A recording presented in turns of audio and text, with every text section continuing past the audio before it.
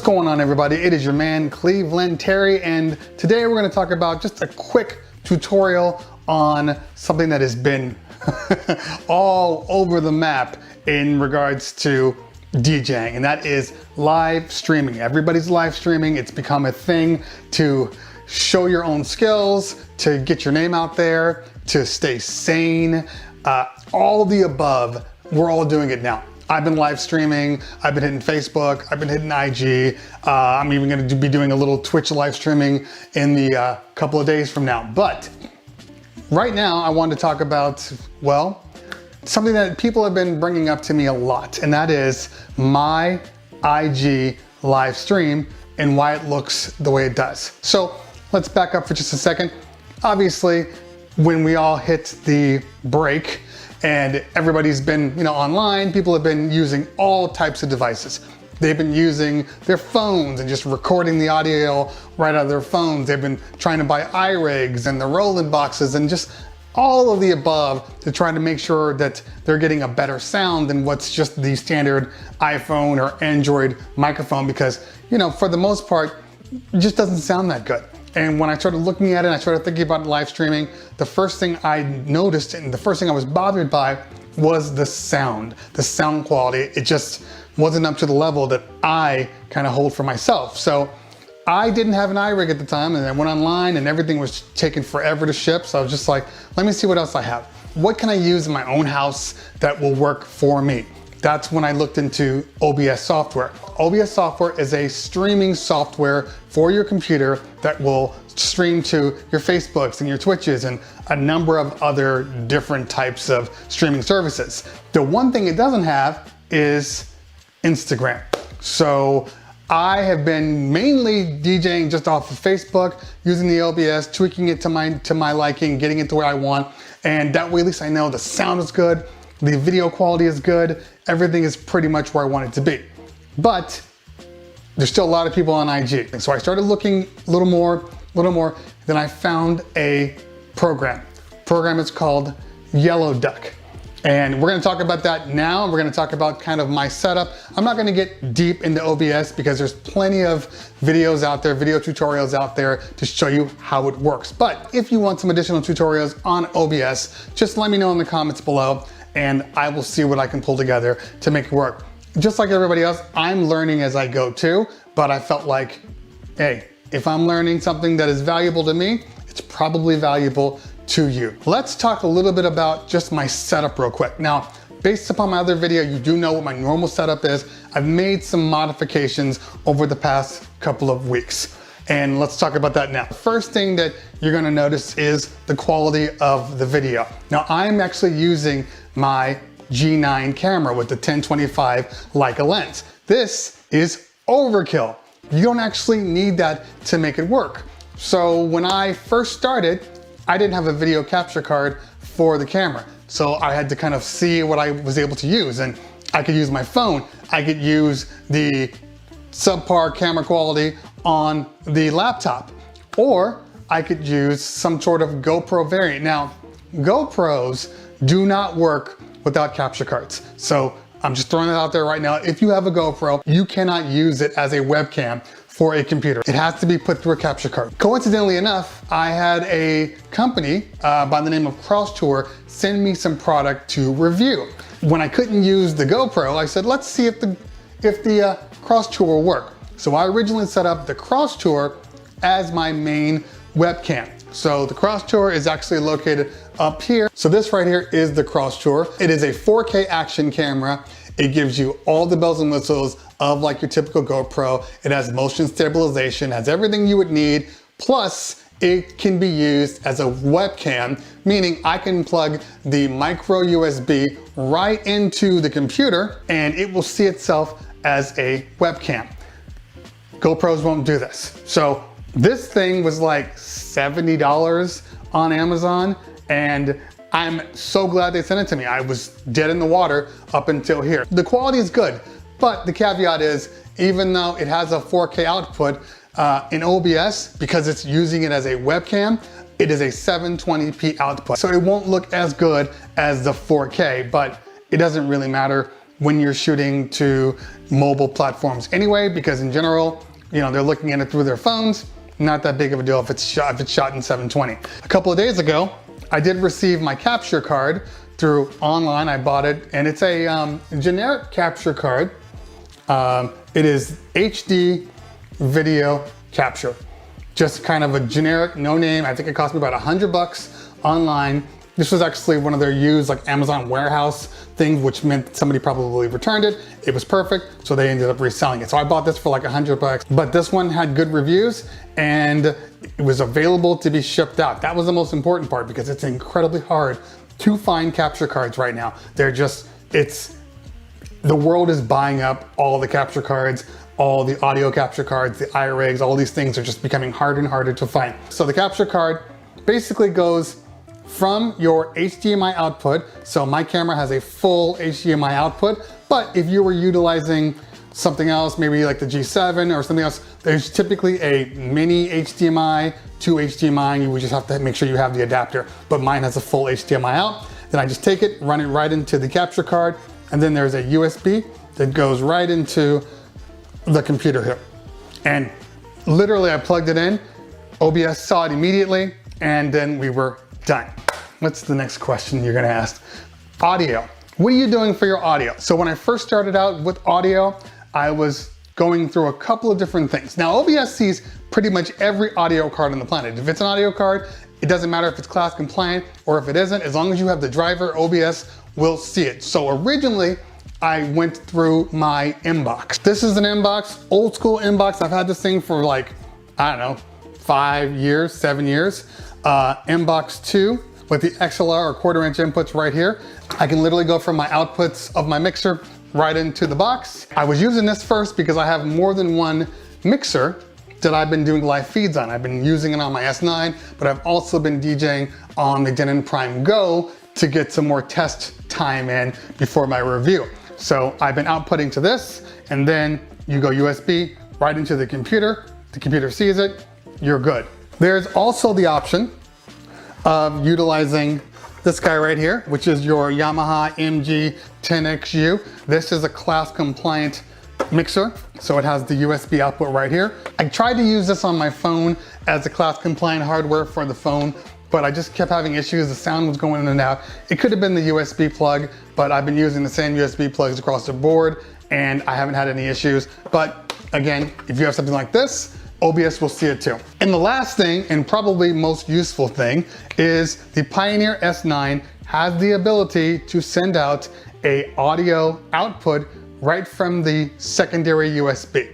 So when I first read up on it, I was reading up some old material and it was like, you gotta change this and modify this and modify this, move this. I'm like, oh, that's too much work. I'm just gonna stay with the inbox.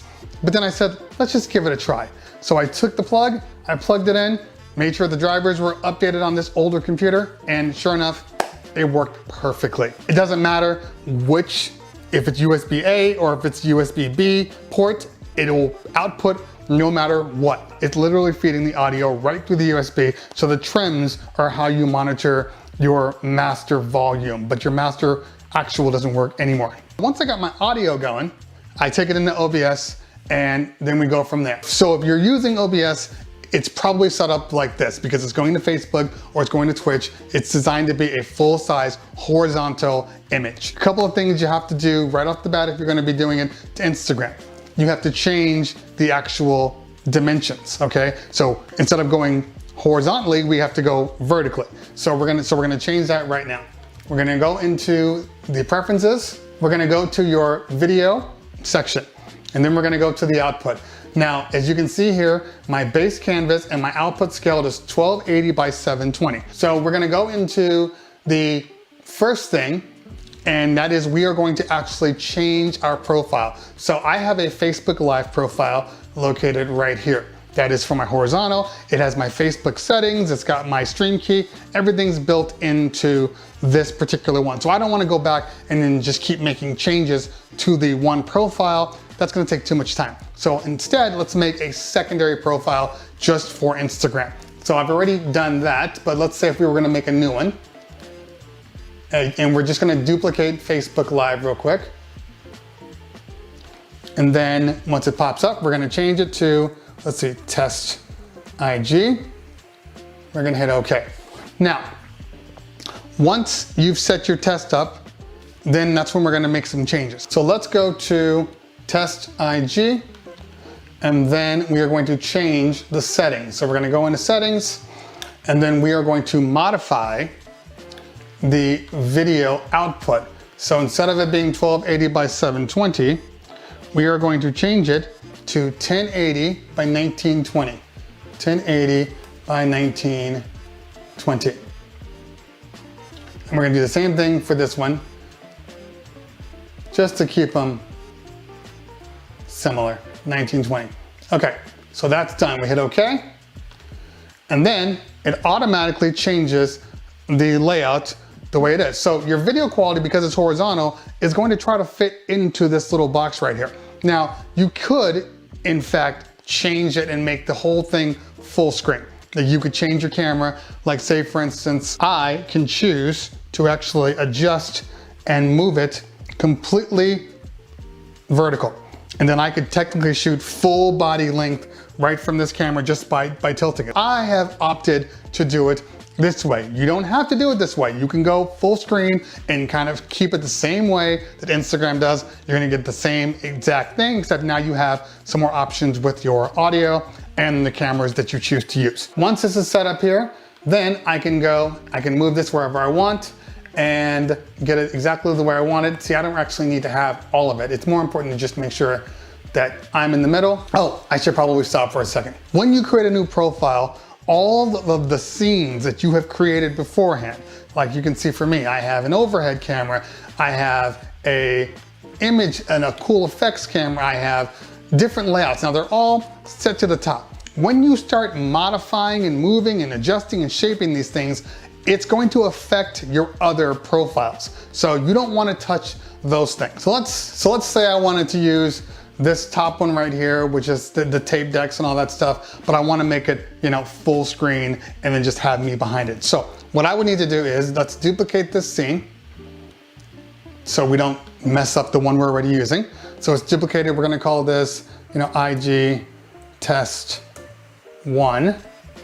Okay, it's going to feed it to the bottom of your scenes. And now in here, it's copied over everything that I've duplicated. Everything that's in there is on here. Now, here's the thing. So I want to take this feather movie right here. You can see it's gone, now it's there. I don't want to adjust this feather movie because if I adjust it, it's going to adjust it for everything else. So instead, I am going to just make sure I know which ones I'm taking it from. And in this case, I'm taking it from Tropo, Anime Videos Tropo 140. Okay, so I am going to add another one. Let's hide this off. I'm gonna add another one, okay? And we're gonna add a media source. And we're gonna call this media source test IG media. And then we're gonna say okay. And then a box is gonna pop up. And now we are going to go back to where we put these videos. And I put them in movies, background videos, and animated video loops. And it's this tropo right here. So I can select the same tropo. And a couple of things you want to do right off the bat. You want to make sure that it's set to loop, okay? Looping is very important because if you don't, when the video stops, you're just gonna have nothing but blackness. So we wanna make sure it's set to loop. I'm gonna hit okay. And as you can see now, it's here, but let's say I wanna stretch this guy all the way over.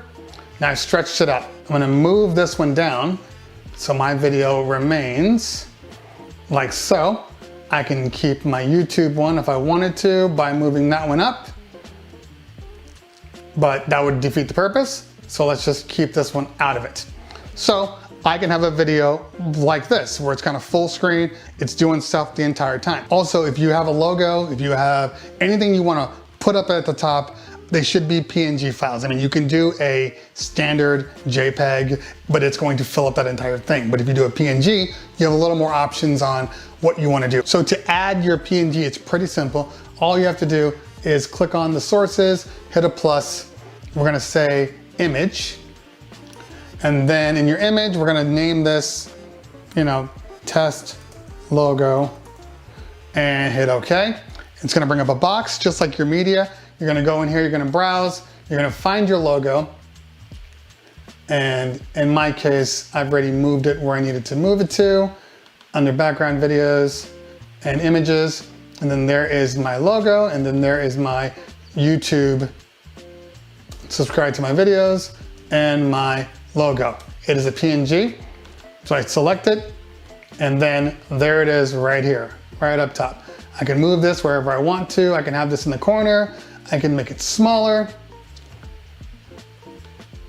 And that's all you need to do. A couple of safety tips that you might want to make sure you have. I always make sure that in my IG, I have a background one with nothing on it, but just visuals.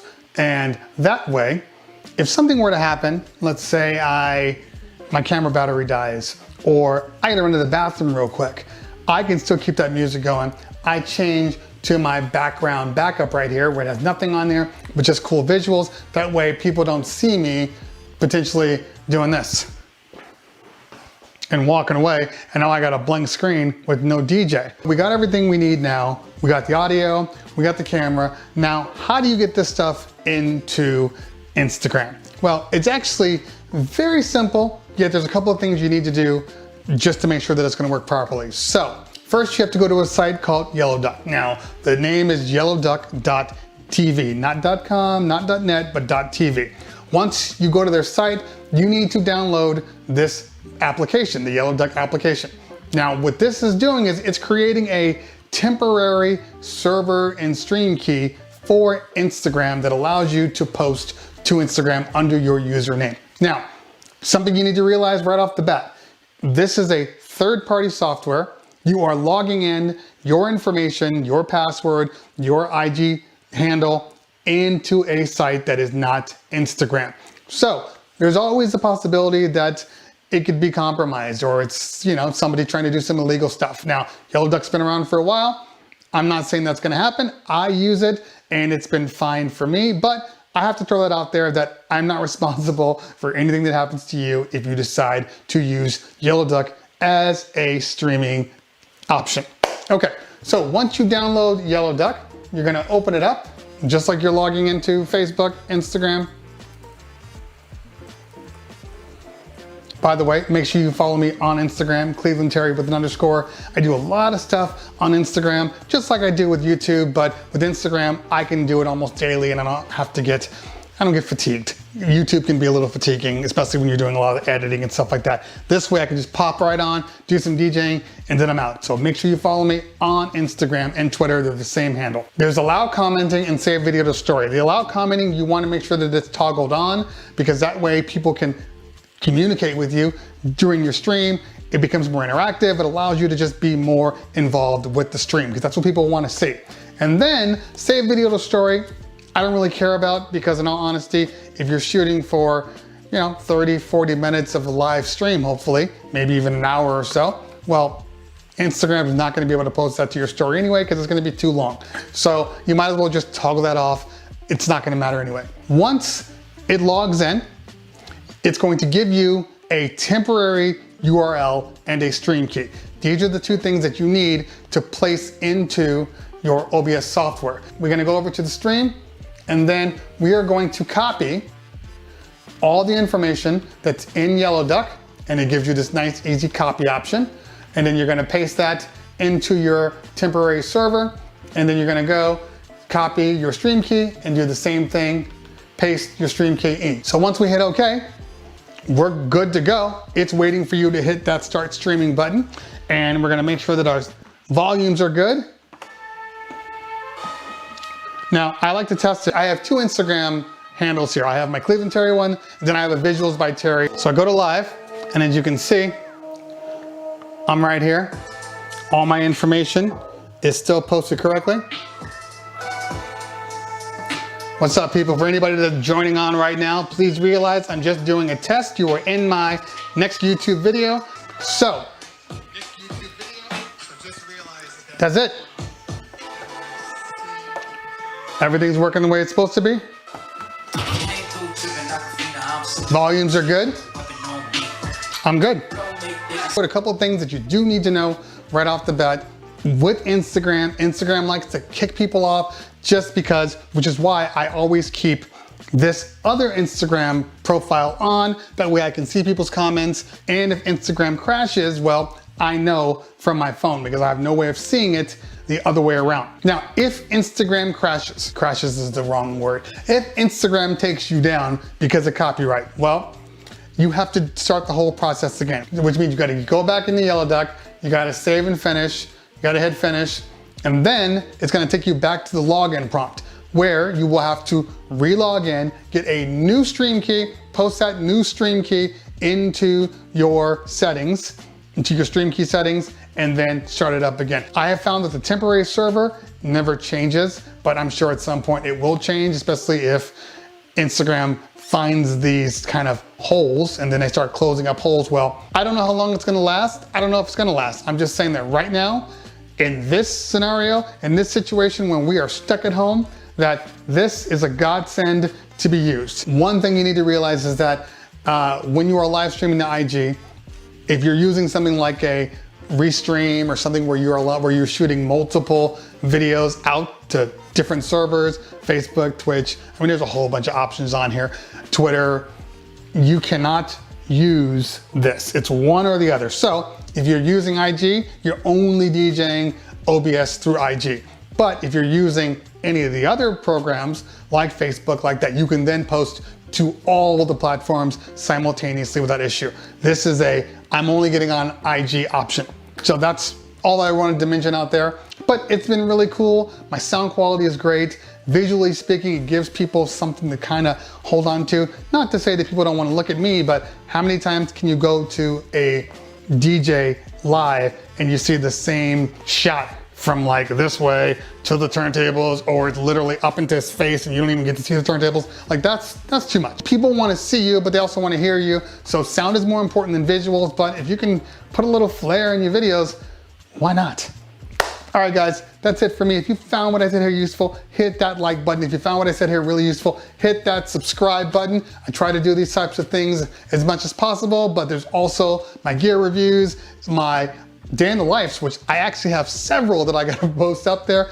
I got time now, might as well post them up there. But to be honest with you, I've just been having this DJ infusion. This bug has just been napping at me. And if you're a DJ, I'm sure you're getting the same thing, and you're probably thinking about how do I get the sound out there? How do I make this thing look as good as possible? There are plenty of options. This is just one option. This is just a couple of different things, but I mean, honestly, if you just go to look in streaming services, there's so many things out there, so many things. I'm just giving you one piece. Is mine the right way?